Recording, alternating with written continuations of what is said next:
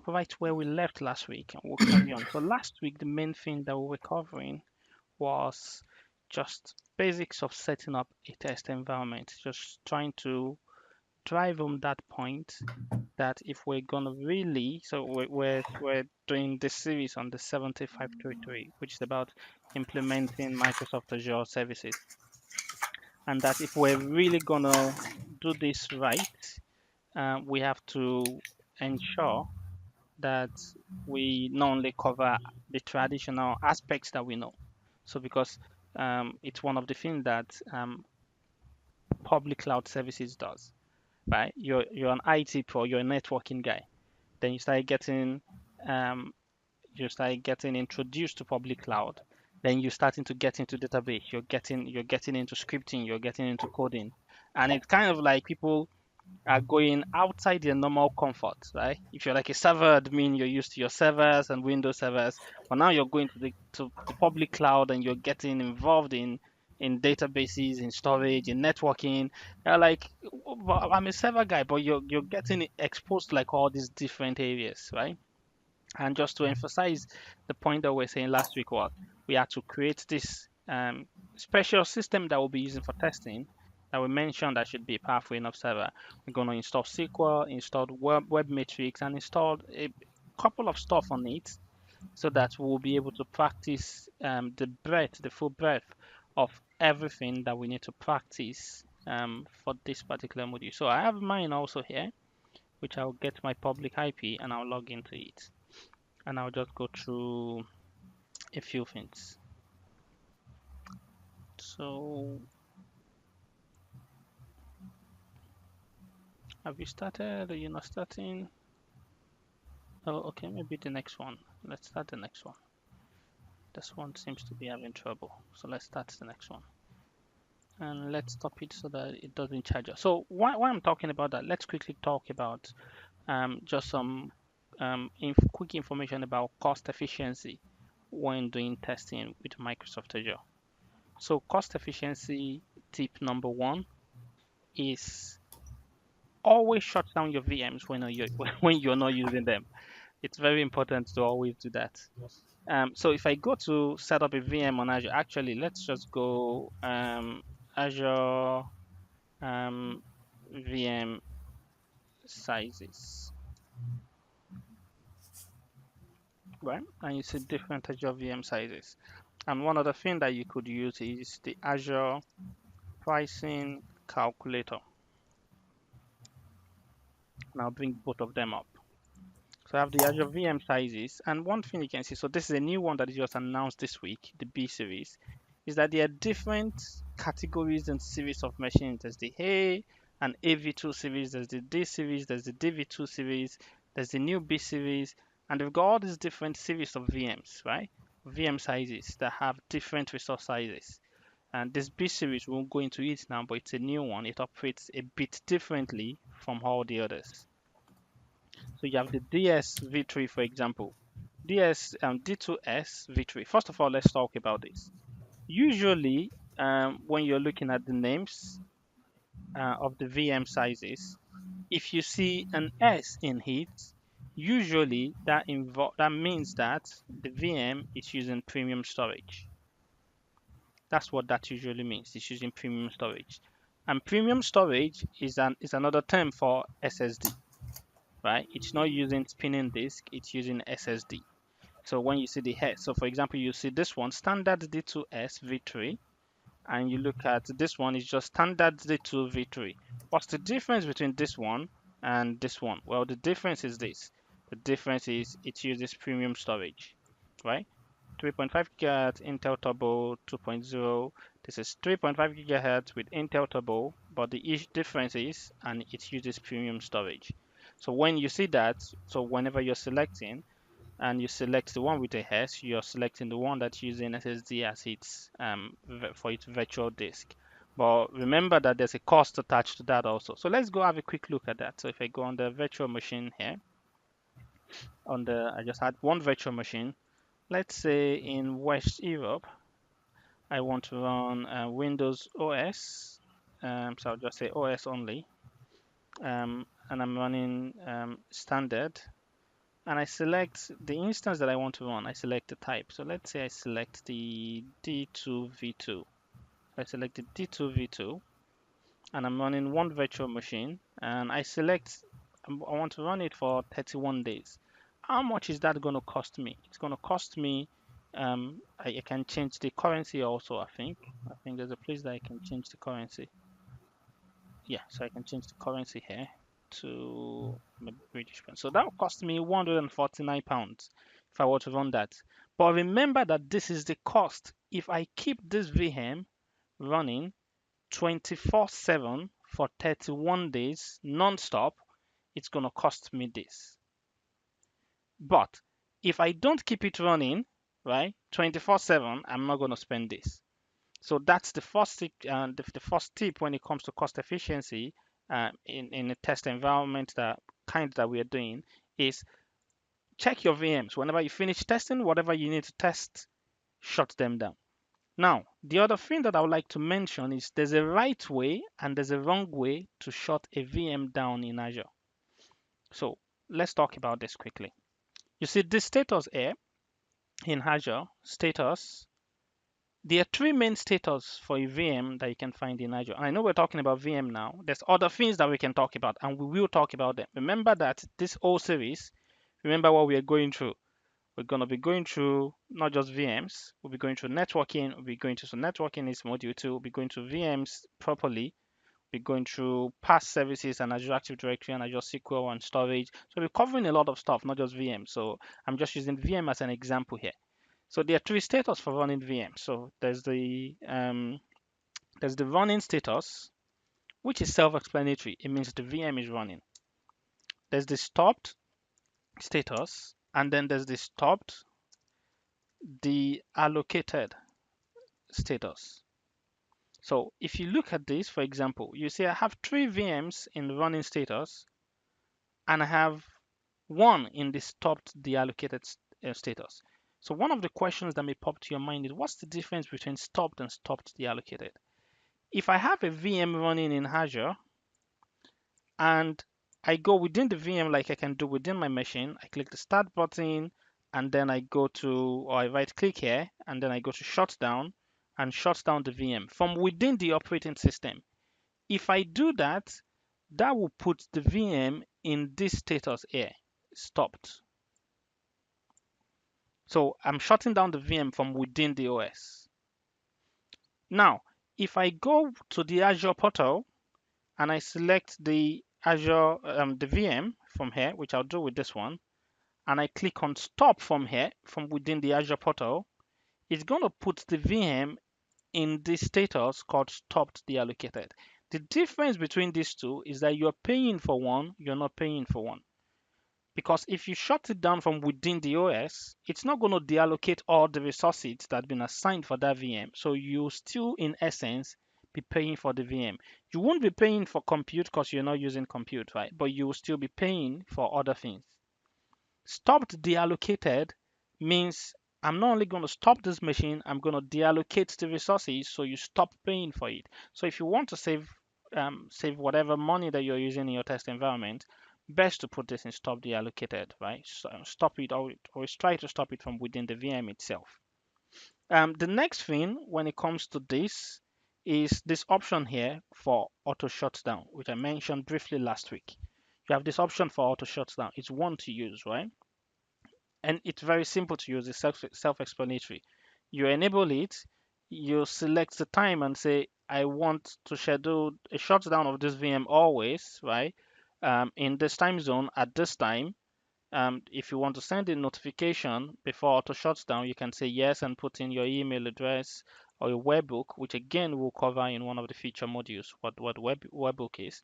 So you can use this and this will save you some money, because what that means is if you accidentally leave a VM running, the VM will be shut down at the scheduled time. So is that clear at all? Is that clear? Yes. Yeah. Any questions regarding that? Yeah. Yeah. Okay. Nice. So let's move on now. So I think my VM should be fully running now. Let's get my public IP and let's log into it. Let's do some interesting stuff. Yeah. that looks good. Hello, David. Hello, hi. Um, I have a question here. Yes. So what I did is I created a Microsoft Imagine account. Mm-hmm. So it gives you like $25 credits per month Yeah. as a student. So How I much create credit does it give you? $25 Oh, okay. Yeah. a month. Yeah. Nice. And also it also comes with opportunity. Yeah, that's very nice. So that's good. Yeah. So but then what I did, I was just following up on the other webinar we had, Yeah. and I created a VM. Mm-hmm. So but then I just created it, and I immediately stopped it. Yeah. So when I last used it, which is the day before yesterday, it had like $24.68, Yeah. and it stopped deallocated, like you were saying. Yeah. But then now logging in today, Mm-hmm. I'm just noticing that my balance is now $22.98. Yeah. What could be the reason? So that's a very good question. So the charges that you're seeing here, it takes time for them to charge you for what you've used. So for example, I have VMs Oh, running now, right? And this will keep saying I can check it again in the next 1 hour. I'll probably still keep seeing £79. I can check it again in the next 2 hours. I can still keep seeing £79, right? But then eventually the yes. charges will be calculated, right? And then they will be Mhm. deducted from your balance. So that's what happens. And that actually sometimes can play to your advantage because I mean, constantly, I always run out of credit because I use these things every single day, right? Every single Oh, day I'm yeah, testing yeah. something. So one of the advantages of that is sometimes I have VMs running, I have only £2 left, and I have powerful VMs running, and I'm working on them for the next 6, 7 hours, right? As long as Mhm. it's not linked to my credit card, it's prepaid, right? Like the one that you Yeah. mentioned, you get a fixed amount, right? And I keep running that for Yes. like the next 6 hours, and it's not going to stop the VMs because it's not done the calculation yet, even though I'm sure that I've used more than the £2 that's left. Yes. So at the end of the day, maybe later it's going to send me an email and said, "Oh, by the way, you've completely used everything that you have. We're going to disable this, and then we enable it in the next month." So it can Okay. play to your advantage so sometimes. So but that's the way. So it's not as if instantly it's deducting the money like that. So it doesn't work that way. Okay. All right. Doesn't Microsoft do it the Amazon way? With Amazon, they'll send you a bill at the end of the month Hmm. with Amazon web services, Yeah. and if you don't pay that bill, Hmm. then you won't be able to use your account, Yeah. even if it's $1. So So I want to know. yeah. Let's say I run out of credit, like you're saying. Let's Hmm. say I have like $1, Yeah. and I run the VMs for throughout the day, and I don't have any problem whatsoever. Yeah. But the credit card, there's no credit in it, Hmm. and it's an Imagine account, like I'm saying. Hmm. Won't I be billed for that? So another good question is one that will actually cover today. It's part of the things that we're covering today when we get to this section here, the service models. So to give you a That's quick brief answer to that, it depends on the subscription that you're using. So for example, okay. I'm using a subscription because I'm a Microsoft certified trainer. I'm using a subscription that's based essentially an MSDN subscription. Mhm. An MSDN subscription is Microsoft to say, we'll give you this amount, maybe we'll give you £60 every month. Now, this Yes. has no link to my credit card in any way, Oh, right? mhm. It's just a prepaid £60 credit that I get from Microsoft. So if I run over on this one, it will never charge my credit card because I have no credit card linked to it. The Okay. subscription All right. model is All right. MSDN. There are other Okay. subscriptions that are pay as you go, right? So Yes. in that, this has to be linked to your credit card, right? In which case, your credit card better have sufficient money to pay whatever you're consuming. So there are different subscription models, and these things work differently depending on which subscription model you're using. So Okay. That's yours, the one that you're using, that you mentioned to me, the 25, from what I can tell, it's probably functioning similarly to an MSDN. So you get the fixed $25 every month, and it's probably not linked to your credit card. Is it linked to your credit card? okay. They just need the credit card when setting up, but not really Yeah, because exactly. Yeah. going through it. going through it, this description, it states that once your credit is finished, Hmm. then your account is like Yeah, suspended, disabled. like Yeah, it will be yes, yes, disabled. Yeah. disabled. That's the right word. Yeah. So Yeah. you get the email. So it depends on which one. So if I'm using something like this, I could probably run over like if I've got £2 left because it takes a while for them to calculate and go, this guy has run over, and then it's gonna disable the account even though I've used much more than I should probably use. But again, Okay. yeah.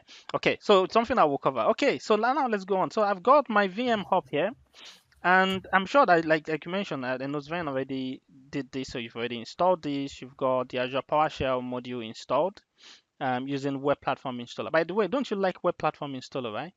It's got a lot of stuff. You could go type Web Matrix that we'll also be using in this, and I could just go Web Matrix and add Web Matrix using Web Platform Installer and install it, and it's going to install all the dependencies for Web Matrix.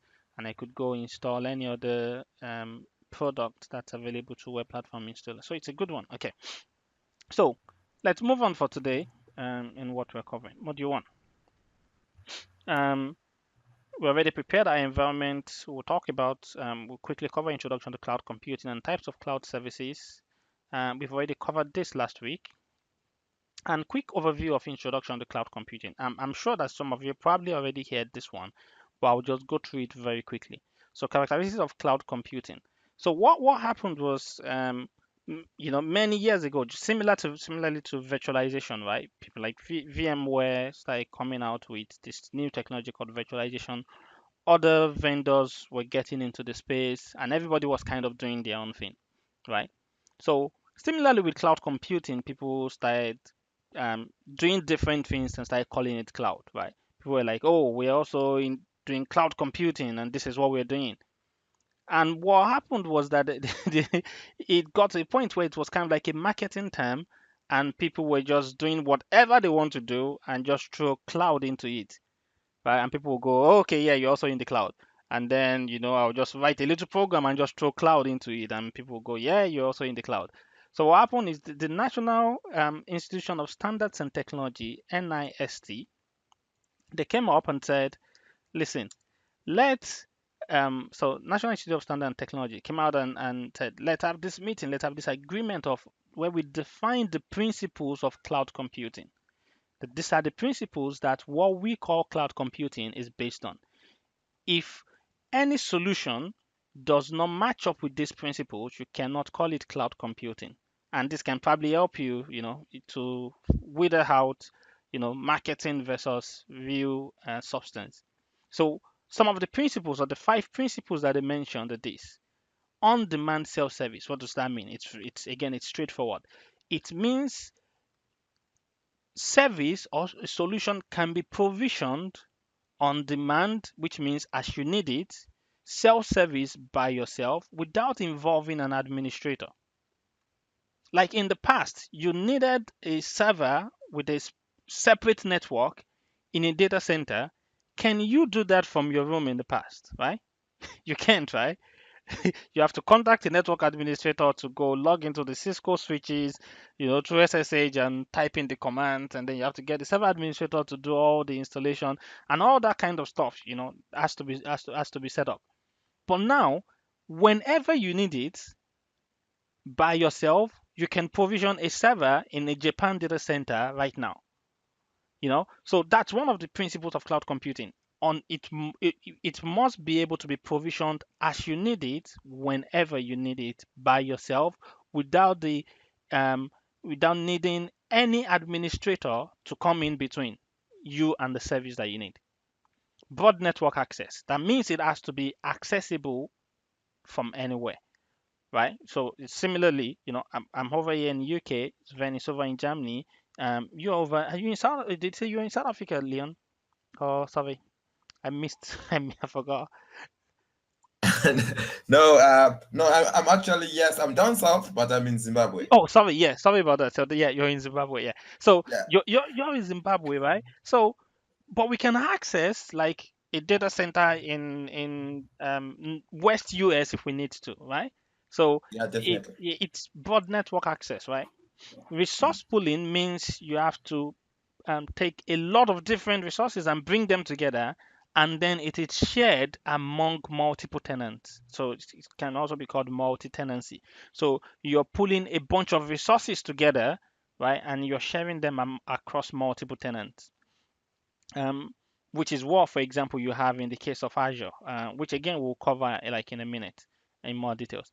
Rapid elasticity. This one is very important. It means for something to be considered to be cloud computing, there must be this rapid elasticity, which means elastic, which means you must be able to scale out as needed and scale back in when not needed. That's very important, right? So it's one of the attractions for cloud computing. You're running your web service, right? Um, actually, let me see if I can get this. Let's see if I can get these program files. Let's go on the learning. Microsoft Learning. Um, oh, Um, let's see if it's this one. Maybe not. Let me get you this slide because this is a very, very good slide that I like to use when talking about this particular aspect.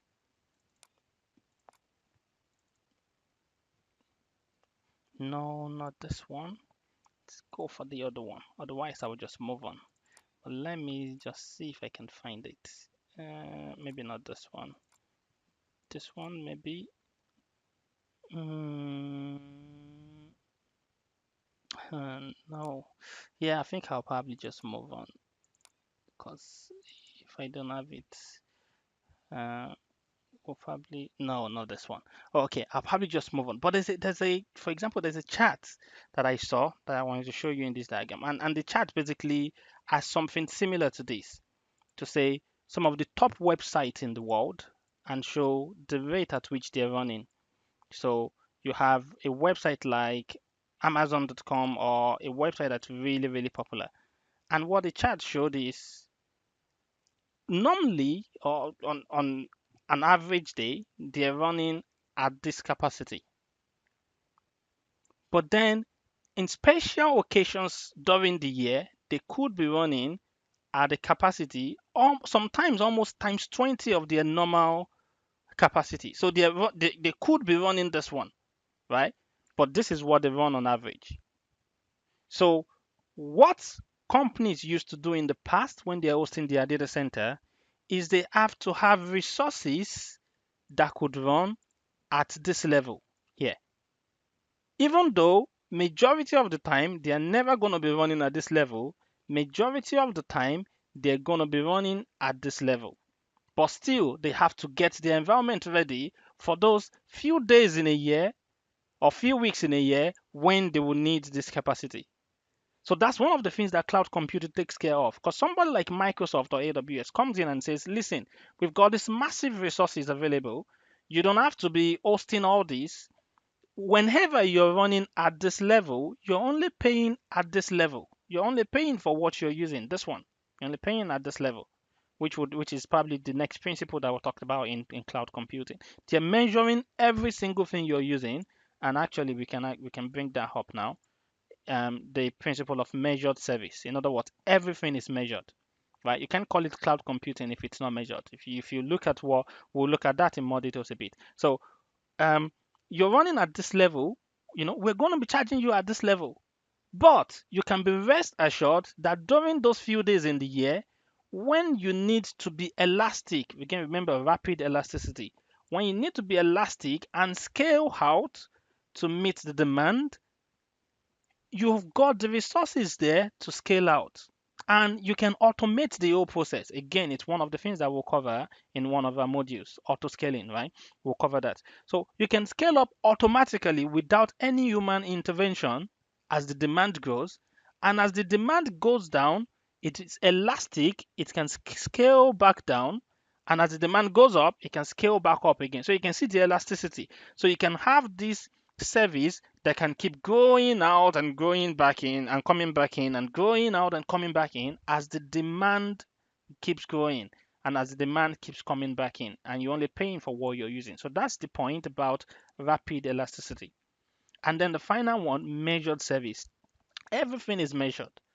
An example is the one that I just showed now, which is the Microsoft Azure pricing calculator. You look at some of this. Let's go have a look. For example, let's go for storage. So I've added one storage, and let's look at what we're going to be charged for storage. So I want storage in East US. I want a blob storage, standard, local redundancy or local replication.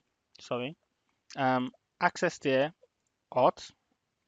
I'm going to be charged for the capacity, right? So per 100 gig, I'll be paying this. But look at the other things I'm going to be charged for. I'm going to be charged for write operations. The only way they can charge me for write operations is if they are measuring every single write operations that I'm doing. I'm going to be charged for listing and creating container operations. I'm going to be charged for reading operations. So they are measuring almost everything that you can think of, and this is what they're using to charge you. So again, for any so when next you hear anybody talk about, yeah, we've got the solution, it's cloud. You can run it by these principles and go quickly. Is it really cloud? Are you measuring everything? You know, can we scale out and scale back in as needed? Do you have like massive resources that you've put together? They are accessible from anywhere. Can I provision it without involving any of the administrator or any of the people anytime, whenever I need it by myself? If it doesn't meet these principles, according to National Institute of Standards and Technology, you can classify it as cloud computing. So, past that now, any questions regarding that? Any questions at all before we move on quickly? Any questions? Yeah, it's fine. Leon, are you okay? Everything good? Yes, yes, yes. Thank Okay, you. no problem. Yeah. Okay. So let's move on here quickly. So introduction to cloud computing. So public, private, hybrid clouds. So these are basically you're already familiar with it. A public cloud is something like Microsoft Azure and AWS, right? Where it's accessible to the public. You've got private cloud that's not really accessible to the public, but it still follows the cloud principles that we just saw, right? So it's not just I'm running Hyper-V on-prem. That doesn't make it private cloud, right? It's got to have more than just you're running Hyper-V on-prem. You've got to have all the cloud principles that we just described. And hybrid cloud, which is probably more popular, where companies are following the principles of cloud computing to deploy and manage and monitor their on-prem environment, but also they have the public cloud where they can use to burst into the public cloud as needed, or maybe it makes sense for them to host some services in the public cloud and make some sense for them to host some services on their private cloud. So let's move on from there. And then we have the types of cloud services. We have the software as a service, which is essentially, I like this illustration whenever I'm talking about this one. So let's quickly go through this one. I'm not sure if you've seen this before. Pizza as a service. It's a nice diagram that can help a little bit to see some of the stuff. So for example, you look at this, pizza as a service. So actually, let's copy image. Let's put it in a whiteboard, and then let's see. So similarly, like you're running everything on-prem, right? If you're just using the legacy approach, so basically if you compare that, you're providing your dining table, your drinks, your electric, gas, your oven, you're providing everything, right, by yourself. If you run infrastructure as a service, this is where there's a provider, in this case it could be Microsoft or AWS or Google, that's providing you with the cheese, with the toppings, with the tomato sauce, and with the pizza dough. So they deliver that to you, and then you have to provide these others. But they provide you with the underlying platform, right? And you have platform as a service. So one thing the reason for bringing this up is to see that as the model changes, the control that you have and the control that the vendor has changes. Software as a service, it's completely vendor managed. So that's something like Office 365, right? They provide everything, right? You don't have to deal with the software update. All you're concerned about is consuming an application. You're not concerned about maintaining the application, You're not concerned about all that. You're just concerned about, I just want to consume this application and that's it. Platform as a service is more developer oriented. You're concerned about developing your application, but you don't want to be managing the operating system. You just want to be able to go and say, I have my code. I want to deploy it in an environment that has .NET 4.5 and has PHP 5. Deploy. I don't care about the OS. I don't want to manage the OS.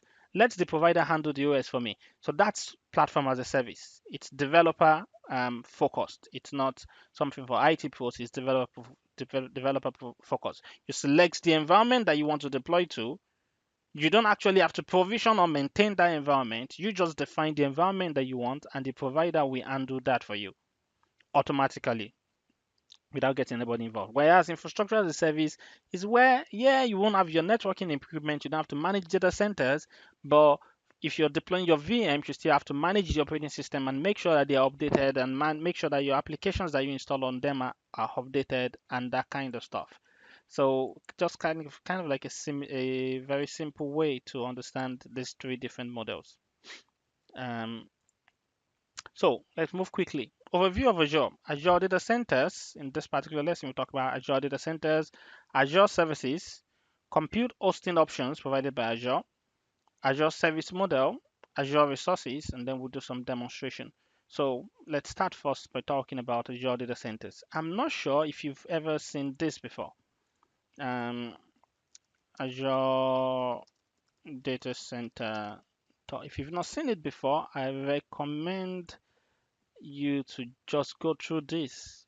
I'll put the link in the chat window. Also, the link is in the Dropbox paper that I shared with Welcome to the everyone. Microsoft Data Center.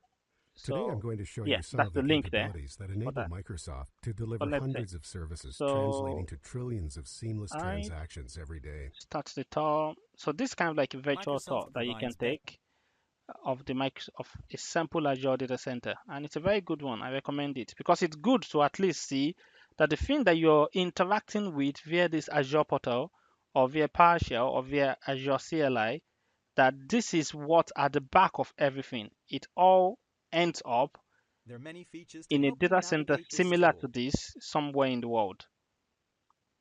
One So of the first things you notice when entering our yeah, server rooms is the so sheer you can see it's a very, very nice store that you can go around and see what a simple Azure data center will look like. They will talk you through everything. So it will talk you through the modular data center, the power. So it will talk you through One of the everything, most memorable rooms on the data center tour is the or different parts of the data center, so you can see how they're built, how they're designed. I'll strongly recommend and encourage that. So Azure data centers are currently located in the following geographical regions. They are located in all these regions. So there's France Central, there's UK now. There's even new, I think there's even new ones. For example, if I go back to my Dropbox paper, you can see that there are new ones. For example, look at these two new ones in Africa, South Africa North and South Africa West. There's the ones in France, there's the ones in Australia East and Australia Southwest, Australia Central, and Australia Central too. I don't think those existed before. So you can see that the two new Australia data centers didn't exist before. The one in Africa, they've got two new ones. So they keep building new data centers around the world, right? All the time. So you can see the one in blue says coming soon. So that means this will be coming soon. Also, even in France, there's France Central and France South that will be coming very soon. So they keep building these data centers and they keep making plans to build new ones. So quick things about the Microsoft Azure data centers to cover is they are globally distributed, right? So you have them in all regions around the world, and they keep building them. They're completely managed by Microsoft, with the exception, I'll put this, with the exception of two regions. And do you want to get what one of the regions is, Van? That's not managed by Microsoft. I guess it's China Yeah, or China. somewhere Yep, in Asia. yep, that's one of them. And there's another one. There's another one that you know. It's Germany. Germany, really? Yeah, it's Germany. Oh. So Azure Germany is not managed by Microsoft due to the strict Yes, data legal laws. regulations. Yeah, Yes, right. yes. So it's not managed. So there's a different portal. So for example, we go to portal.azure.com, right? If I go to portal.azure.com and I want to provision a new service, let's go back to my Azure portal, and I want to provision a new service. Let's say I quickly go add a quick VM. I won't actually do anything, so let me just run through this and tests, name, password. I just want to get to the location. Yeah, actually, I don't need to fill this. If you look at the location, you notice that even though like the picture that I showed shows all these different data centers, right? Shows all these different data centers. Not all of them are selectable from portal.azure.com. So for example, I keep scrolling down. I can't find Germany here, right? I can't find China here. So where are these data centers? Because they are called Azure Special Regions. That's what they are called. So you can go on Google and Google Azure Special Regions, and you have them. So for example, for you to be able to use Access Azure in Germany, you have to for you to be able to access Azure in Germany, you have to have a presence in Germany or in EU for you to be able to. And the portal is different. It's portal.azure.de, if I remember correctly. I think I put it down somewhere. Did I put it down here? Maybe not. Maybe I think I have it in a different document. I can add that to this. So it's a different portal for Azure Germany. It's the same with Azure China. It's a different portal. So Azure Germany, for example, it's managed by Azure Germany is managed by a company in Germany, a service provider in Germany. So let's see. All customer and data related systems reside in Germany, controlled by a German data trustee. And I think they even named the German data trustee here. And the reason for this is just to explain. That's very, very simple because Microsoft is mainly like a US company, right? So with the whole thing with the FBI monitoring and stuff, Yeah, yeah. So yeah. yeah, What about the NSA and exactly, data, yeah. So data access? yeah. T systems. What? Yeah, exactly. Yeah, it's Yeah, T systems. T Yeah, there you systems. go. Yeah, the T systems. So they are the ones that. So basically, they follow Microsoft processes, but they are completely managed by T systems in Germany. And what's the name? Um, Microsoft employees have absolutely no access. So the reason for that is if a court in US were to order Microsoft and say hand over this data, even Microsoft cannot go and say, we're going to go to this data center in Germany and get this data. They have to go to T systems who are bound by German law, right? And will go yes or no. So that's what they're basically trying to say here. If I expand this, that's what they're saying here when they said an independent data trustee controls access to all customer data in the Azure Germany data centers. Um, so they serve as a trustee, protecting disclosure of data to third parties, except as the customer directs or as required by German law. Even So, Microsoft does not have access to customer data or so, data centers without the approval of T systems, basically. so is it possible to move a virtual machine from the German data center to the, I don't know, US data center, or is it possible? So here's the thing is that they are not connected. So these data centers are isolated. So Okay. they are not part. So essentially, there's kind of like um, three or four separate ones. So for example, um, you've got Azure or public Azure or global Azure. Some people call it. They call it global Azure. So which is open to the public, right? Then you have Azure Germany, and these are completely isolated data centers from global Azure. And then you have Azure China, which is also completely isolated. And then you have Azure Government, which is mainly US government.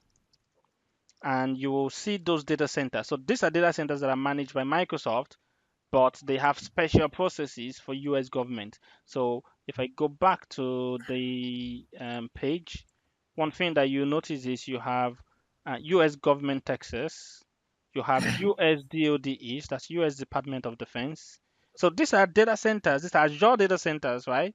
But you cannot access them from the Azure portal like we do. So these are completely isolated data centers, right? But they are managed for government. So US DoD, different departments, right, can go to this portal and provision services, but they are not connected to like all the others. So similarly to the Azure Germany one and to the Azure China one.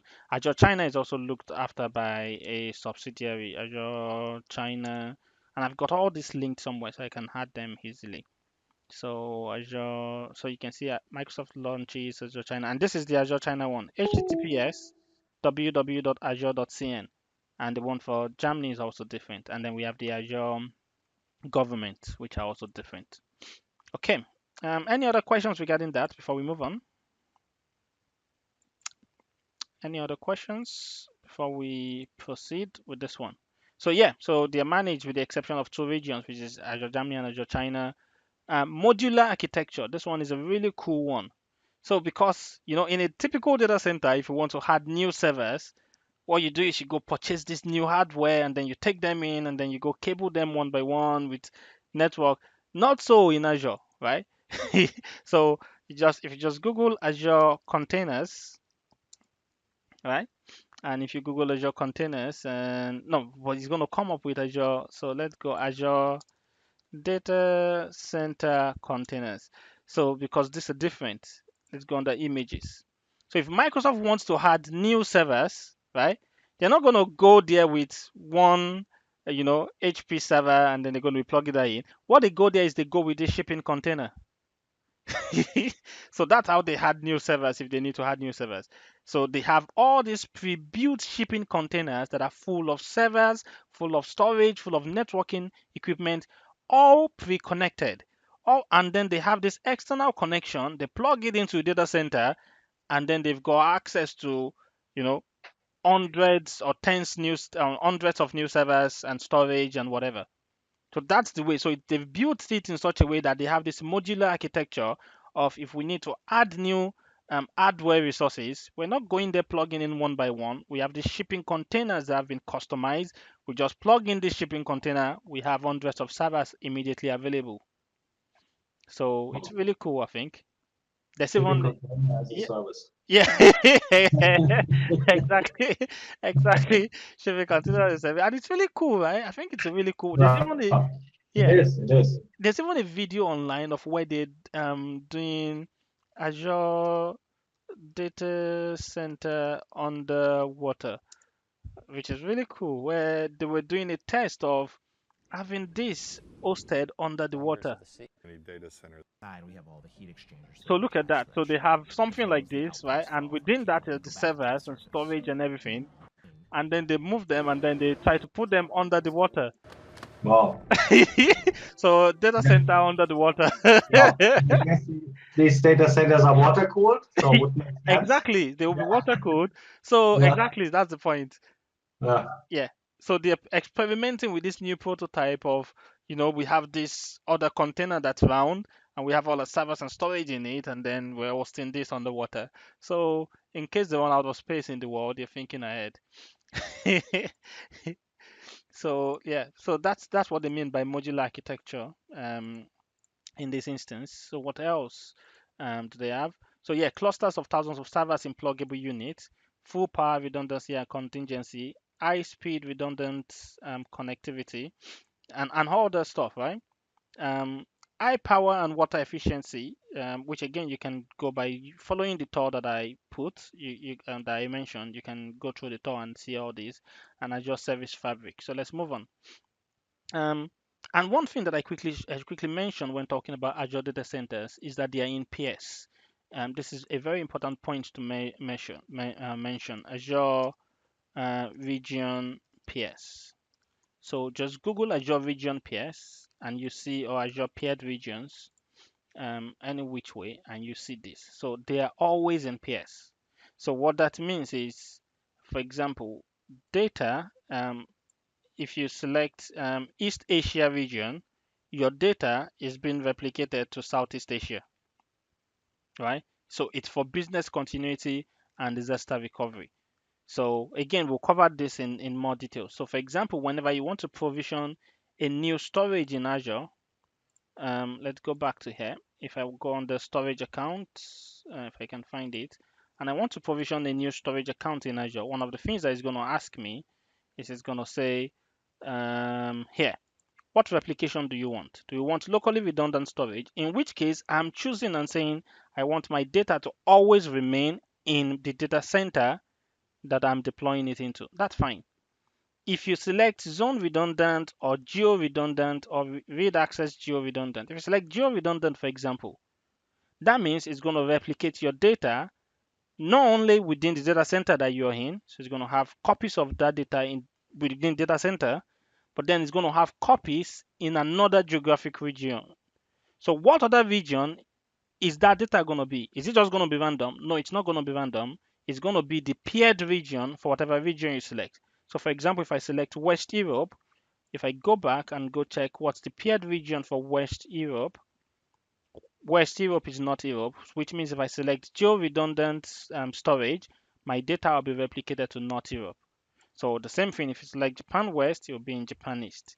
And then you can see the same thing. You can see the one for Germany that we talked about. So Germany is always Germany. So Germany Central is going to be Germany Northeast. And it's the same for China also. China North will be China East, right? And US government also. So US government Iowa will be US government this one. US government Texas will be US government Arizona. So they're always in region pairs for business continuity, right? And then I think the pair has to be a minimum of 500 miles away from the original region. So in case of there's a huge disaster, it's far away that hopefully it's not gonna destroy both data centers. Okay, so I just thought that I'll mention that. They didn't bring it up here, but it's important to know, especially if you're doing architecture. Okay, understanding Azure services. So again, when we talk about Azure services, and we'll take a short break very soon. We'll take a 10 minute, about 5 to 10 minutes break, and then I'll just talk about this, and then we'll take a break. Understanding Azure services, Azure Compute, networking, data and storage, web and mobile, and all the other different Azure services. One of the things to notice or to mention with Azure is that you can do the same thing in multiple ways. So it's not one way to do something in Azure. You can do it in multiple ways. That's why they have all these different services. So give you an illustration. You want to host a website in Azure. There are different ways that you can do it. You can use this service, which is platform as a service called Web Apps, to host your web application in Azure, which is different from you go to create your virtual network, you go to create your virtual machine, you install IIS on it, and then you host your web server on it. That's another way. Another way is you can decide, yeah, I'm just going to use a Microsoft container, which is a new service that they just released, right? You use a Microsoft container and you host your web application within the Microsoft container. And maybe for SQL, you decide to install an Azure VM with a SQL server. Or maybe for SQL, you decide to even just go for the platform as a service, Azure SQL database. So in other words, you can mix and match services as you need, depending on what you want to achieve. So you have room to be as creative and as innovative as you want to be. It's not just one way to do things. You can decide to host your service with an Azure VM, but then for database, you're not going to host it inside an Azure VM. You're going to go for Azure SQL, which is a service. Or you can decide, okay, I'm going to host my web application in Azure Web Apps, but for my database, I'm going to have an Azure VM running Oracle. And then you can mix all these things together to achieve whatever solution that you want to achieve, basically. That's what all this is about. It's to emphasize to you that there's not one way to achieve what you need to achieve. You can be able to achieve that thing in different ways. And you can see some of the example here. Look at, for example, compute hosting options. Yeah, virtual machines, which means you have more control, right? Control is full. Support for earlier apps, it's going to allow you to support earlier apps because you're in control of whatever application you can install on the OS that you deploy, right? Ease of management, it's more difficult because now you have to take care of patching the operating system and patching the applications Agility is probably much more difficult also because again, you're gonna have to constantly be managing this. You can also go for Azure Cloud Service, which is another compute option, which gives you less control now because you won't be able to have full control like if you go deploy a VM, but it gives you more agility and more ease of management. So in this case, you may not maybe have to worry about patching and stuff like that. And app service, right, gives you even less control, right? So you don't have too much control because now you're not even deploying the OS yourself. But when it comes to the um, ease of management and agility, it has more than the others because now, because you're not managing the OS and that, you can be more agile and scale up and scale down much more easily than if you were to be doing this one. So it's just to show you that, hey, there are different ways for you to get compute, and then you have to determine and then balance it with what you want. You want more control or less control? Do you want more agility or less agility? Do you want less management headache or more management headache? And then you have to decide, and then you can have a mix and match of all these with different solutions that you have. So, okay, any questions regarding that before we take a break now? Any questions? No, I'm fine. Nice. Okay. What about Leon? Any questions at all? You're good? Yes, I'm good. Thanks. Nice. I'm following. No problem. So what we'll do is let's take a quick 10 minutes break. Time is 6:59 my time now. Let's come back at 7:10 my time, and then we'll Okay. continue. So then I'll pause the recording. So let's go have a cup of tea, coffee, whatever. Then let's start again in 10 minutes again, and let's proceed here. So back from what we've discussed so far, let's have a quick look at some of the stuff. So here's the question that Leon asked earlier. So what about the Azure model? So one thing to know is that there are different ways to use Azure. And sometimes it's good, as IT professionals, just to know the different ways. So for example, like at work this week, right, I had someone that had some issue deploying some of our appliances because the company I work for, we have third-party appliances on Azure, right, and that people can purchase. And we had a customer that was having difficulties deploying that. And one of the first questions that you want to understand is what's the subscription model that you're using? So they're using a different subscription model that's not on this list, but I'll mention it's in my documents that I put online. So we'll cover that. So Azure subscription models. Um, First model is the pay as you go, which you're probably aware of already. Pay as you go, if you go to, you know, microsoftazure.com, you sign up, you put in your credit card information, you get your free trial. At the end of your free trial, they'll give you the option to convert it to a pay as you go, a full proper pay as you go. So you click, convert or remove the credit limit, and then essentially what it says, you get charged as you use it. So as you're using the Azure service, the money will be removed from your credit card on an ongoing basis. So it's probably like the most expensive way to use Azure of all the different options, right? Because as you can imagine, again, there's no commitment to Microsoft, right? So you can start a machine now and then stop it in the next 5 minutes. And then you only pay for that. And then you start another one in 1 hour's time and then stop it in the next 5 minutes. So that's why it's probably the most expensive way to consume Microsoft Azure. That's pay as you go, just using your credit card as an individual person or as a company. Microsoft Reseller, this one is a bit different. There are two options for this. There's an option called the open license, which if you've ever done anything with Microsoft licensing, this will sound a little bit familiar to you, right? Open licensing. It's a licensing model that Microsoft has used for a long time. And then there's another one called the CSP, which is kind of like a newer one. It's called the Cloud Solution Provider. So Microsoft Reseller has different options. So this is where you're going. I'm a bit more committed to using Azure than just somebody that just goes put in their credit card and just uses as the pay as they use. I want to see if I can get some discount from Microsoft, and yes, you can. So what you do is you find a Microsoft partner or a Microsoft reseller around, and you go have a chat with them and say, I want to buy, Microsoft Azure credits that's gonna be worth $5,000 or something like that. Say, fine, we can sell that to you with this discount, right? So maybe at the end, I'm just giving, again, this is just pure speculation, right? This is not real hard number, but just a speculation. So let's say, like, yeah, we'll sell $5,000 Azure credit to you for $4,000. Like, yep, here's my $4,000. Here's a key for the $5,000 Azure credit. You have up to the space of, I'm not sure, either a year or 2 years or 5 years to consume this entire $5,000 that you're purchasing. Fine. Take it to your Azure portal. You enter that into the Azure engine. Now you have the 5,000 Azure dollars there that you can spend, right? You need more, you go back to your reseller, you purchase more, you go input it in, you can start using it. You need more. Basically, it's discounted, right? But it's a bit different.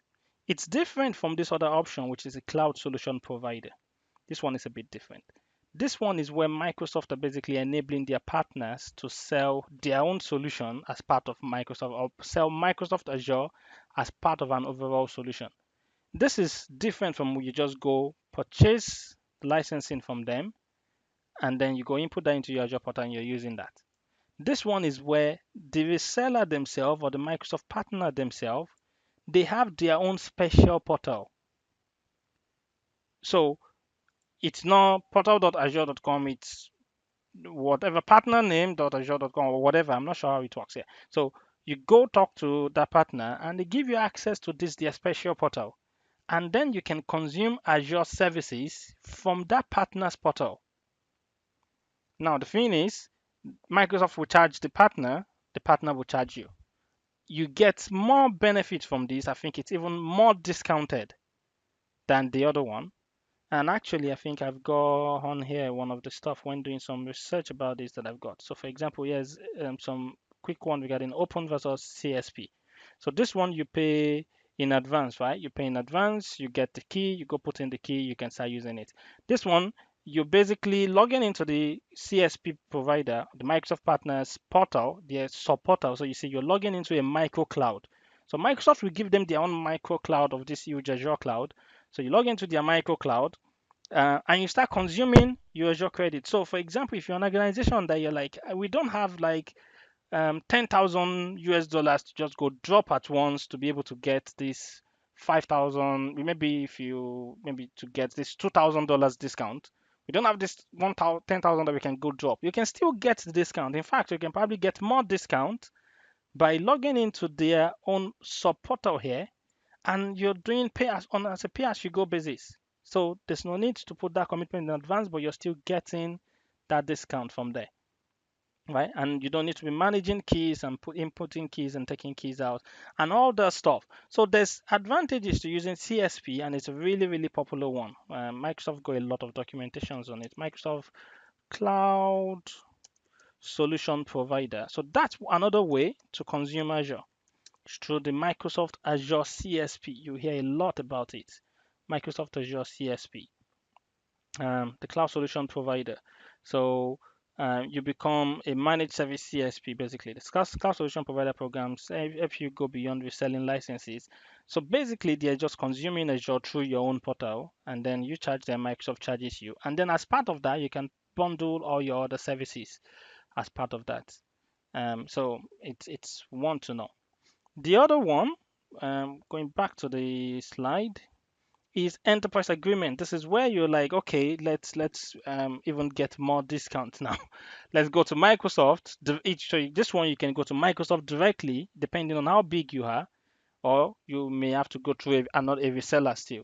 So, but this is where you go sign an agreement with Microsoft to say we'll be consuming this amount. We're committing to consume this amount of Microsoft Azure credit for the next 5 years. And Microsoft goes, we're giving you 40% discount or 50% discount, and then we sign this agreement, right? And then you've got this huge amount to consume with huge discount for the next 5 years. So, which, it's kind of like the big guys, the big gun, the big guns, but you can go directly to Microsoft or you can go through the Microsoft reseller again to get the enterprise agreement.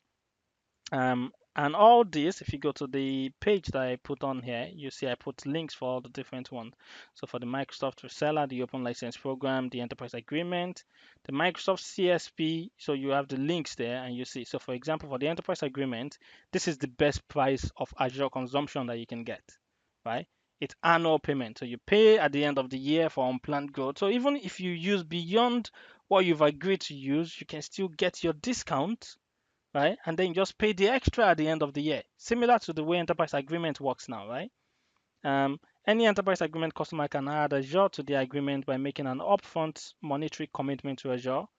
So with that commitment, you get a huge discount. And that commitment is consumed throughout the year. But then if you go beyond that consumption, you still get your discount, right? And you just have to just pay the at the end of it. So it's a really good one. So you have all these different ways to consume Azure. And of course, we have the ones that normal people like us use, which are the other option that's not here, which are things like the MSDN or Visual Studio subscription options, the kinds that we use, and then things like Azure Pass. But of course, these are not meant for production. These are just meant for testing and practicing and getting familiar with Azure. Any questions regarding this? Yep. No, No? everything fine. Thanks. Good. Okay, no problems. And then we have the Azure support options, which I will encourage you. Again, I put links in the document to go through this. So this is basically going to tell you different SLAs. You've got the developer support, standard support, professional, direct, and premier, and they'll tell you we're going to respond to you within 4 hours. We're going to respond to you within 3 hours. Whatever. They've got all this different stuff for the support option. So again, um, I encourage to go through that. Okay, let's move on here. Um, so other Azure resources, Azure Marketplace. This is where, like, company that I work for, we're involved. So Azure Marketplace, it's a very good one. Where if I go, I just Google Azure Marketplace, and we'll talk about this in more in further modules when we talk about networking, for example. So for example, you can go to the Azure Marketplace and you see all these different Microsoft partners that have products that you can buy through the Azure Marketplace. So, for example, if you're consuming Citrix, you can deliver. So Citrix have this solution that's embedded with Azure that you can run your entire VDI environment straight in Azure. You don't even have to manage like all that. Citrix has have like this managed service solution for running VDI, Citrix Zen app, or Citrix Zen desktop within Azure. So you have all these different, network security providers and stuff like that. Even the company that I work for, which is, for typing Sophos here, we've got a Sophos XG firewall and next generation firewall running. So you've got all these different partners with Microsoft that have products within the Azure Marketplace that you can use to enhance your Azure solutions or your Azure deployment. GitHub, which is a very good place. The one with GitHub that I want to show you is this one. So if you go to GitHub, and again, these links are all in this document. Actually, I'll just go to it from this document. Let me click on GitHub Azure Quick Start templates. So these are templates that have been pre-provisioned that you don't have to be clicking everything one by one. You can pick one of these pre-provisioned templates and deploy them straight to Azure. For example, you want to create an Azure backup vault. You don't have to go and be clicking through the URL to be deploying that. You can just go here, create backup vault. You can deploy it directly from GitHub straight into Azure. So you have all these templates that have been pre-built. The ones to mention regarding this page, this Azure Quick Start templates, is that any template that has a number in front, those are templates that are managed by Microsoft. Right? Let's make it larger so you can see. So these ones that have got numbers in front, 101, these are templates that are managed by Microsoft. If I scroll all the way down, you see some that don't have any numbers in front. Those are community contributed or community contributions. So you may probably want to be a bit more careful when using them, but it doesn't mean you can't use them. You can use them, you can modify them if you want to, but these are pre-built templates. Usually the one for Microsoft, they've ranked them in order of complexity. So 101, they're like basically the basic template, right? You're just deploying an Azure Gateway WAF. You're deploying an Azure Search Create. You're deploying an Azure Container Registry. All that's fine. Then you move up and then you move to the 201s, which are much more complex template. Now you're creating API management, you're creating application gateway with web apps, you're deploying CDN with storage account. So these are much more complex template. And then you keep going down, you get to the 301s.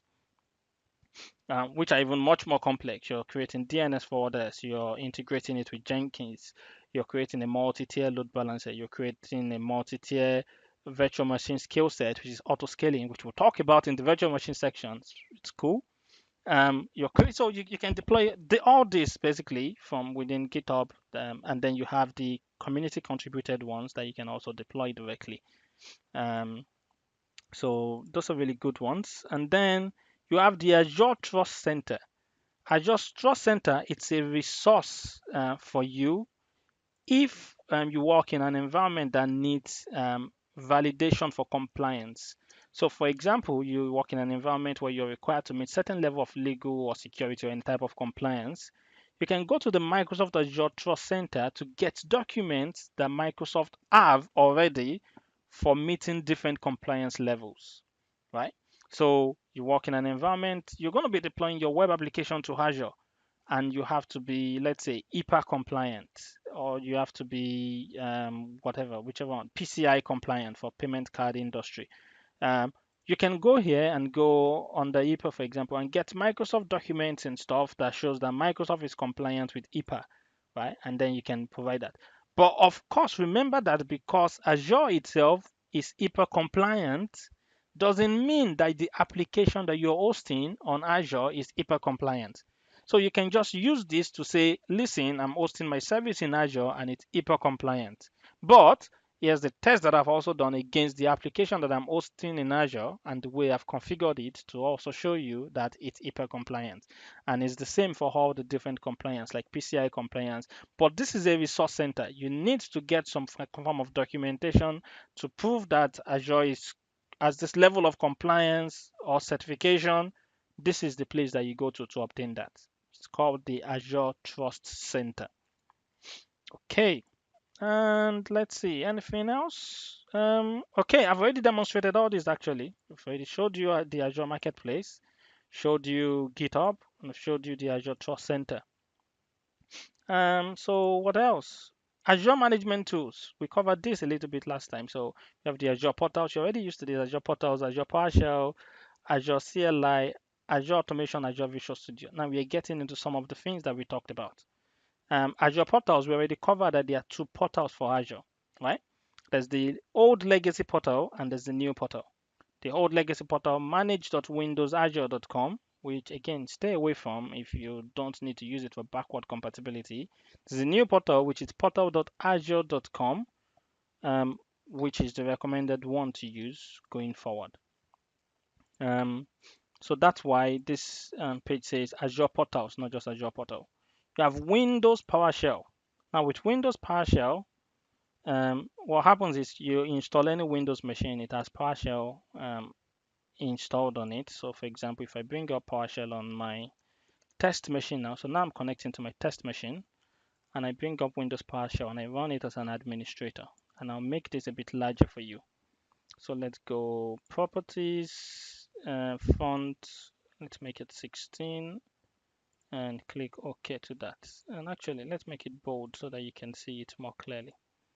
Font, bold font. Okay, is that better? Can you see it's better, right? Yeah.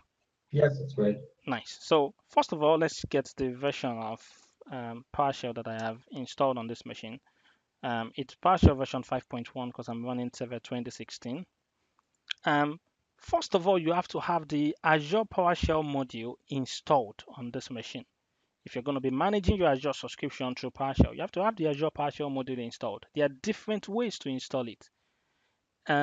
If you're using so you can use web platform installer that we talked about, which is you go to google.com and search for web platform installer, and all this we covered this last week. So you go to Google or use any of your favorite search engine and just search for web platform installer download, and you get to download the Microsoft Web Platform installer. Download and install it, and when you install it, you get something like this. And then when you get it, you can use this to install Azure PowerShell. You can see I've already used this to install Azure PowerShell. So all I've just done is I've selected Azure PowerShell and I go Add, and I select Azure Cross-Platform Tools and I go Add. And whatever other tools that I want to install from this, I can select and go Add. And then when I had it, I go to Install option there, and then it's going to install all the options that I've selected. So this is one way to install Azure PowerShell because it's on this list here, the Azure PowerShell module. Another way is if you're using PowerShell version 5.0 and above, it's an easy way. You have this command called install module. So I can go install module Azure RM. But I've got to be using PowerShell version 5 and above to be able to do this. And what it's going to do is it's going to go out to the internet and search the PowerShell gallery, and then it's going to get so you can see it's like you're trying to install a module from an untrusted repository. Are you sure?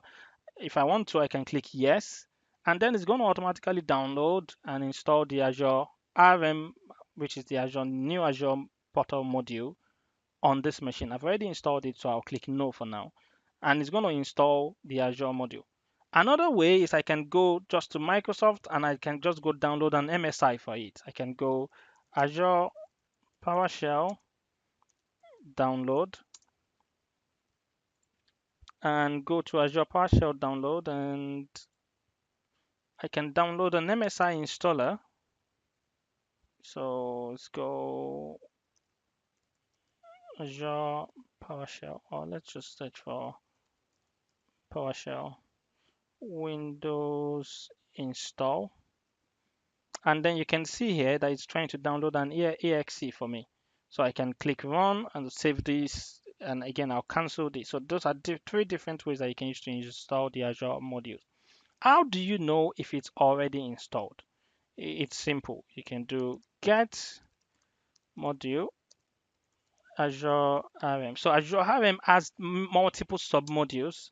So I may probably not get that. So what I can do is get module. I can do hyphen list available, and it will show me all the available PowerShell modules that are installed on my machine. And hopefully I should see, and you can see there are a lot of Azure RM submodules installed. So you have Azure RM.compute, Azure RM.consumption, .network, .recovery services, .scheduler, .sql, .storage. So you have all these already installed. So that proves to me, once I see this, that I've got the Azure PowerShell module installed. So how do I begin to manage my Azure environment from within PowerShell? First thing, you have to log in to your Azure subscription. It's easy to log in. Login hyphen Azure RM is the command. So now you have the Azure PowerShell module installed in your environment. Login Azure RM, oh sorry, I've missed something. It's login Azure RM account, I think. Yeah, that's it. Sorry. Login Azure RM account and press enter. And it brings up this page that you're already used to when you're logging into Azure. And it says, can you log in with your email address and password, please? So I log in with my email address, david.at outlook.com. Go to the next. It's going to confirm that that email address exists and has an Azure subscription. And then it says, enter your password. I put in my password here. And I sign in. And let's see what it does. She's doing something. And there you go. I've signed in now. So now I'm logged into this session, and now I'm signed in into my Azure subscription from within PowerShell. Now I can begin to manage my Azure subscription. So first of all, I can do something like get my Azure RM resource groups. So you may be thinking, why are we putting RM? I'll explain that in a minute. Resource group. And I press enter. And you can see all my Azure RM resource group. Actually, if I go get Azure RM resource group, select resource group name. So I just want the let's, rather than use select, I can do format table, resource group name, and location. Let's get the location also. So here's the resource groups that I currently have on Azure and their location. And then if I go to the portal and let's see if they're the same thing. If I go on the resource groups here, yeah, I can cancel. And then you can see you have Azure Lab -RG. I have Azure Lab -RG, and that's in West Europe. So I have it here. So now I can begin to manage my Azure subscription. So for example, if I go to my Azure portal, I have these are the resource groups that I have. Can you refresh them? These are what I have. Let's go back to that and let's go new Azure RM resource group, and then I can specify the name for the resource group. I'll call it PowerShell tests -RG. Location, I give it the location that I want. Let's leave it as West Europe. So let's put a space there. Location West Europe. And I press enter to that and it said it succeeded. Now if I go back to my Azure portal and I refresh this, I have a new resource group called PowerShell test -RG, right? And I'm doing all this now. You can see the same things that I can do from within the portal here. I can begin to manage my Azure subscription from within PowerShell also. And if I want to remove it, I can do the same thing. I can go remove or delete, I think. Not remove. So one thing that you can do always, the old PowerShell commandlet applies. So you can do get command and then specify a noun. So PowerShell is verb noun. Specify the noun, which is Azure RM resource group. And I just put a star in front and the star at the back to say anything that starts or ends with this. And these are the commands that have this noun. So I have new, I have remove, so it is remove. So maybe I don't need to specify something. So remove Azure resource group dash name. I specify the name of the resource group that I want to remove. And I press enter. It says, are you sure you want to remove this resource group? Yes. Enter. And it's going to go perform that operation. And when I go back, it should be gone. So it's taking its time, but eventually it will come back and say, I've performed the operation that you've asked me to do. So this is using Azure PowerShell to manage that.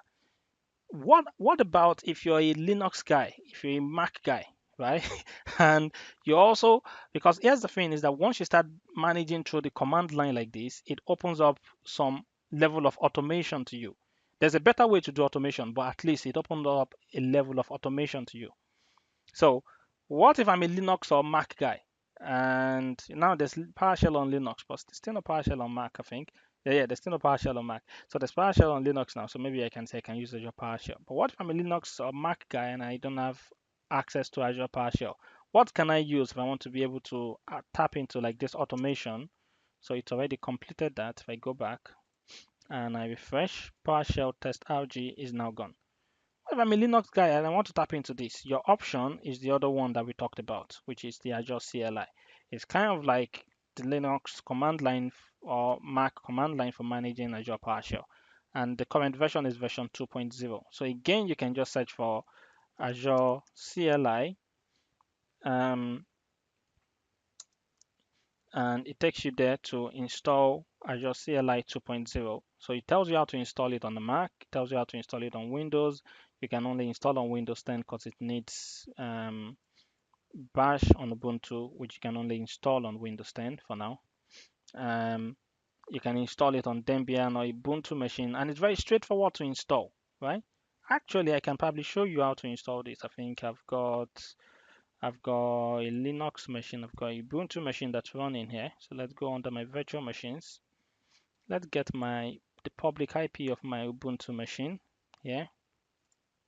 And I'll log into it via SSH.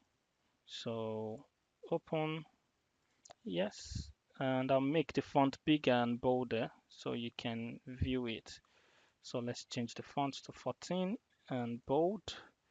And okay, and let's change the color to be more clearer and apply. So login as the username that I used is Azure admin, and the password I used, I'll put that in.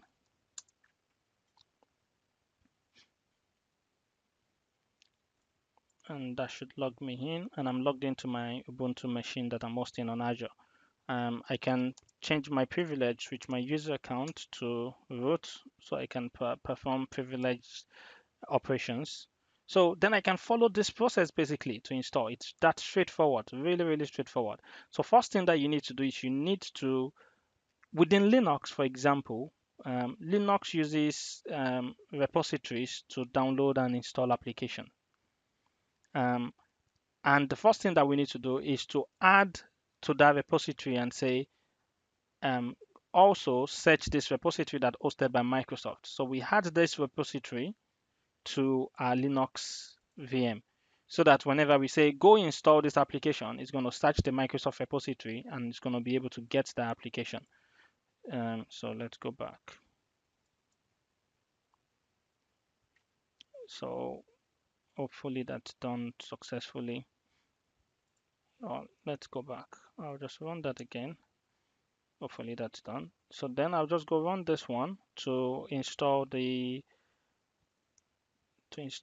Let's see if that's successful.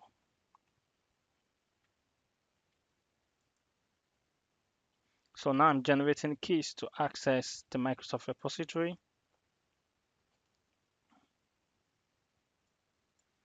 Hopefully that's successful. Yep, so it's gotten the key to be able to access the Microsoft repository. Then I can run this. And then it's installed that. Then I'm going to run apt-get update and apt-get install Azure CLI. And it's going to automatically go to the Microsoft repository and download the Azure CLI for me to use. So here's how a Linux guy will be able to manage Azure from the command line. And you can see it's contacting packages.microsoft.com. It's downloading the CLI with all its dependencies, and then it's going to install it. And then at the end, similar to what the Windows guy can do with PowerShell, I can do the same thing from a Linux or a Mac machine. Again, I'll just leave this one to keep running. I'll show you how to log into it. The login process is a bit different from the other one for PowerShell, but yeah, we can get to that. So yeah, so those are the different options. You can see there's Azure Automation, which again I won't go into details. Why? Because we have a whole module here, module 11, where we're talking about Azure Automation. So this module is all about Azure Automation. But this is one way that you can manage Azure, right? You can even have higher levels of automation. And here you go, we have Visual Studio. It's one of the reasons why we installed Visual Studio earlier. You say, why do we have Visual Studio? So for example, if I go here and I bring up Visual Studio on my test machine, I'm not sure if you've seen this yet, but from within Visual Studio, you can link it to your Azure subscription and begin to manage your Azure subscription from within Visual Studio. I could create a new project from within Visual Studio and automatically deploy to my Azure account straight from within Visual Studio. And I can begin to modify a web page that I'm hosting in an Azure web app. I can be modifying that from within Visual Studio here. So it's a really, really good one. So I can go account settings and sign into my account. So for example, sign into my account with David at outlook.com. And one of the things that we'll be doing in module, let's go back to that. One of the things that I'll be doing, and because I have two-factor authentication switched on this account, it wants me to verify from my phone. Let me log into my phone quickly. Let's approve the sign-in. Yep, and then it's going to log me in now. Any questions at all so far with what we're talking about, guys? Is it clear? Is it confusing? Yes, I'm fine. Yeah, nice. So you can see, yeah, so now this is linked with my Visual Studio. I can click close. If you want to ask a question, please feel free, carry on. I can hear somebody is unmuted. No, it's fine. Yeah. Yeah. So yeah, let's wait for this one to complete, and then you can see, because one of the things that we'll do in this module, or that we'll demonstrate in this module, is where we'll Azure App Service will create a website directly from within Visual Studio and just deploy it straight into Azure, straight without having to package anything and then move it across, just straight from Visual Studio to Azure. We'll make modification and then push it out, and then we'll go to Azure and refresh it, and then you see the modification there instantly. So which is a good one. So for example, let's go new website, for example, and I won't go through with this one, but let's just go through some stuff. So these are some of the, so that's why Visual Studio is listed as one of the options for you to be able to manage Azure. And if it's taking some time, I'll probably drop it, and then we'll get to it in the future anyway. ASP.NET empty website. So web location, not from this one, not this one, I think.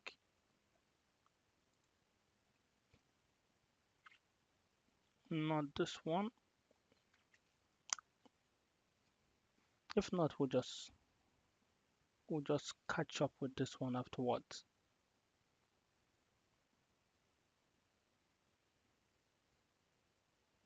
Yeah, I think we'll just catch up with this one afterwards. So let's go. The one for the Linux one, that's already finished installing Azure CLI. So if I do Azure, for example, AZ login, and look at that. So the command to login is AZ login, right? Different from the PowerShell, which is login Azure RM account. And it says to sign in, open a web browser and go to this web browser and enter this code. So you can see that it's different from the PowerShell one that just brought up a web page. So I go to this website. Be very careful if you're doing this, if you're already logged into an Azure session in the portal. Be very careful, because that can cause issues. So what I'll probably do is I'll do this. Actually, let's close this so as not to. If I can do this from within a private session, which do I have a private session?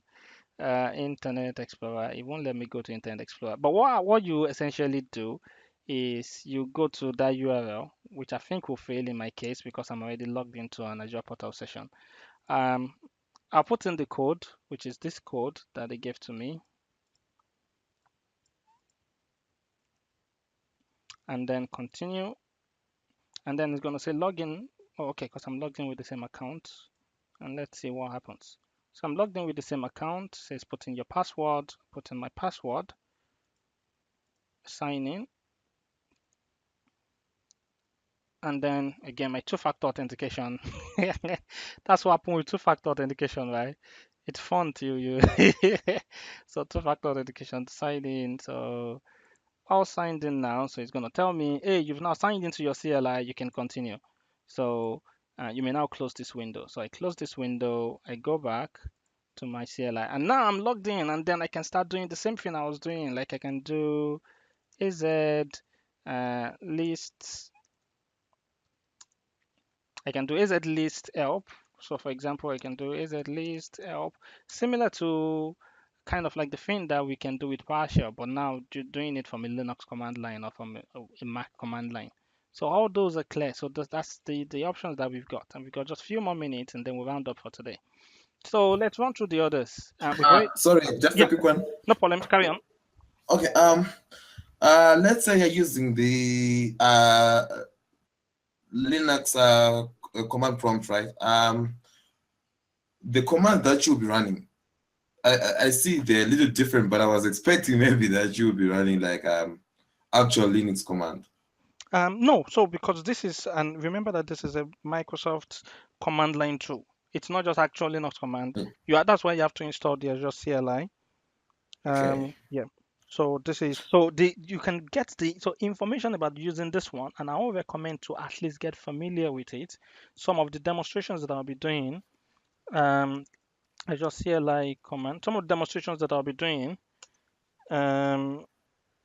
I'll be doing with both. So the reason for that is because you see the questions about this in the exam, right?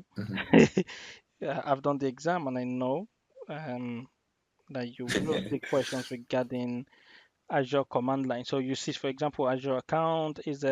So for example, AZ. So the one I was trying to use was AZ lists that will show you what's going on.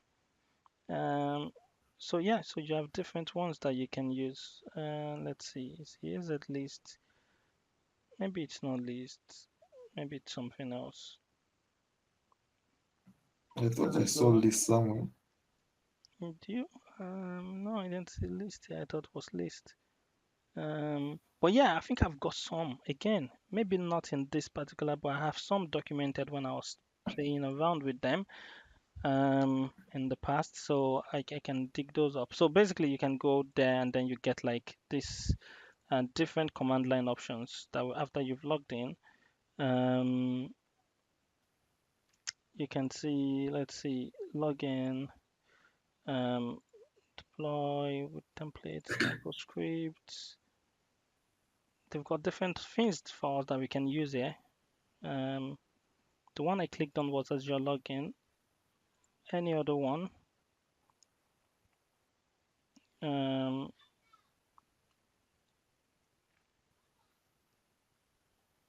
Azure configuration. So for example, Azure CLI list resource groups. Resource groups. So let's see. Azure group list, sorry. So it's Azure group list. So you can go AZ, you can use AZ for short. You don't have to type in the full Azure, and then you find out that there's a lot of shortcuts that you can use without typing everything in full. Azure group list, and you can see all my current groups, all my current resource groups that I have and the locations, right? And the provisioning state. So it's kind of like you get the same result, but it's Azure CLI command line that you're using basically. All right. Yeah, no problems. So let's quickly run through the others because we've got less than 5 minutes left. So we've already gone through like a lot of this demonstration, like we've gone through the Azure Classic portal last time. We've seen the Azure portal. We've seen how to manage subscription from within the Azure portal, which we talked about, the Azure the account windowsazure.com, I think, and we've demonstrated the portals. So we've gone through a lot of these already, right? A lot of these ones we've covered them. We've covered using PowerShell. I've showed you how to install PowerShell. I've showed you how to log into PowerShell and start using PowerShell to manage your subscription. There's one last point that I'll make regarding PowerShell.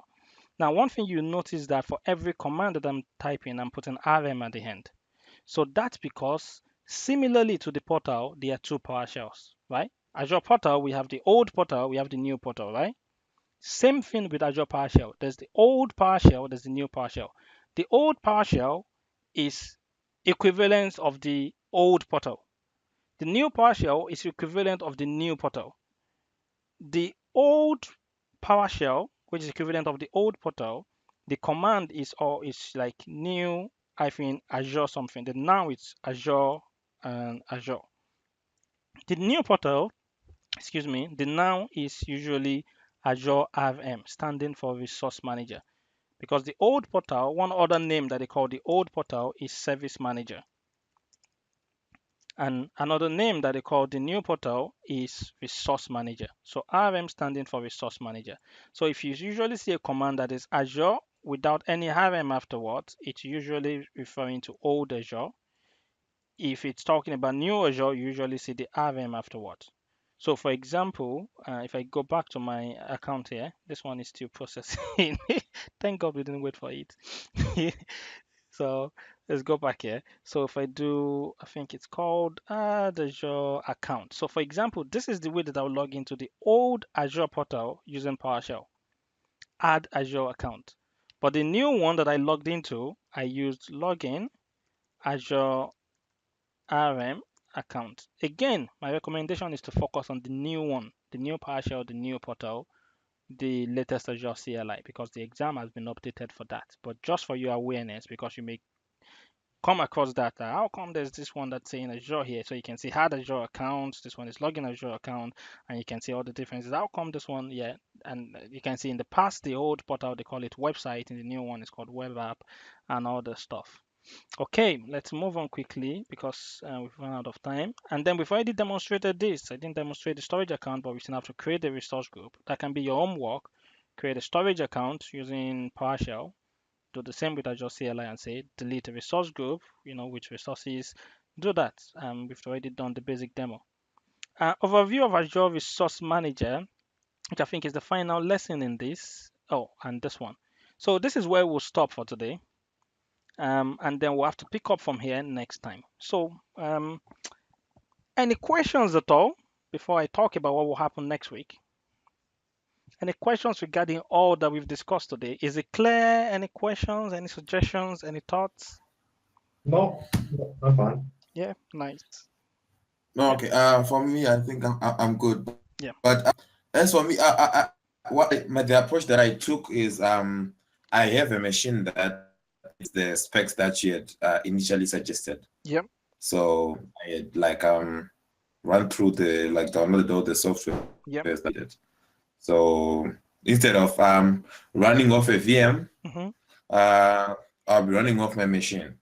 So I did that so that maybe I could try and save up on the credits that I have. Yeah. But then my question is, would that have any significant impact with following the labs that you'll be doing based off them?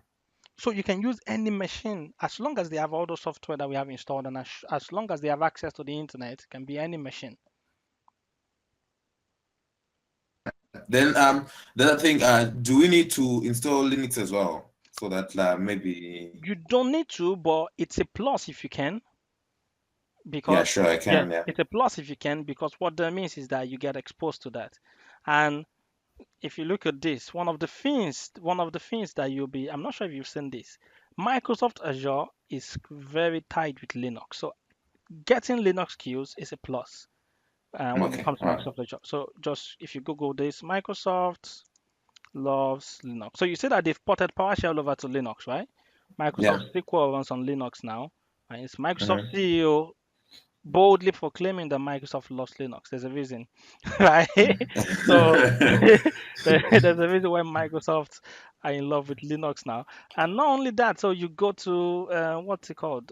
There's a lot of integration now between Microsoft and Linux, and I saw the .NET framework as well. Yeah, exactly. .NET Core is now on Linux, and you see more and more and more of this. For example, Azure Web App that we talk about that we'll cover in this module. We'll probably not cover this one because it's not part of this module, but they just released. So this one used to be based purely on iOS and Windows in the past, but now it's based on Linux. So they have not just sorry, they have the option for it to be based on Linux. So they just released, and I'm talking about this is just something that was released just this past week.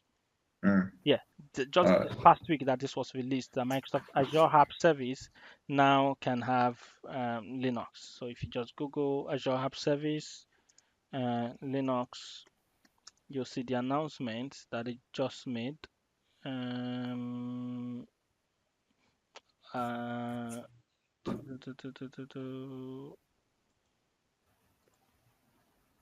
This one, Azure App Service on Linux goes live. So you see the announcement that 8.6. Yeah, so generally available on Linux as of today. So that's September 6th.